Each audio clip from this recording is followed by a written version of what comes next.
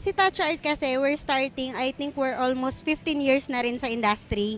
And nag-start kami as selling ng mga heat press machines, mga corporate giveaways. Then, yearly, nagkakaroon kami ng mga new products like yung mga large format printer, embroidery.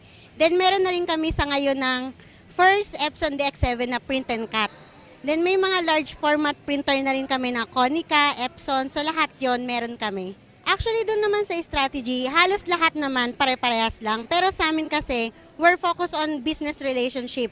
Wherein, kapag maganda kasi yung relationship mo sa mga client, lagi silang nagbibigay ng mga customers, tapos sila mismo, nag-a-upgrade sila, hindi na sila humahanap ng ibang mga kliyente or ibang supplier.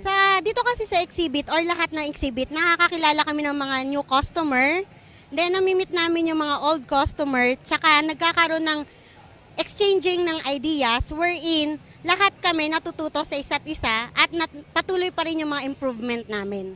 Oo naman, lahat sila, marami silang nako-contribute sa amin para ma-improve lahat. Then, as of now kasi yung Touch Art, meron din kasi kami sister company sa Beijing wherein siya yung glitter.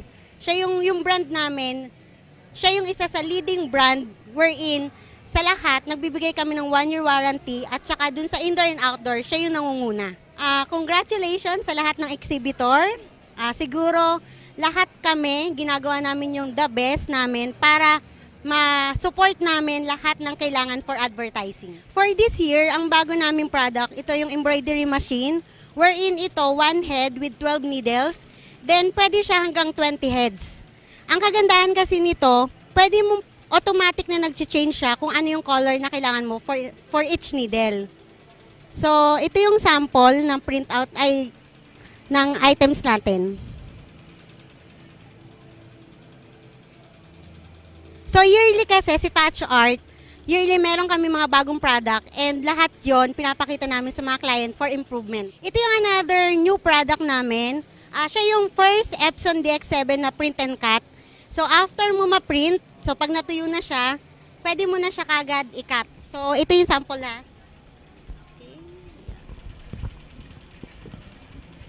Yan, ito siya. So, dun sa mga iba, hindi na sila mahirapan na i-cut na yung mga layout nila or yung print nila. So, ito na yung totally. And ito yung kauna-unahan Epson DX7 na print and cut. 6 feet yung width niya.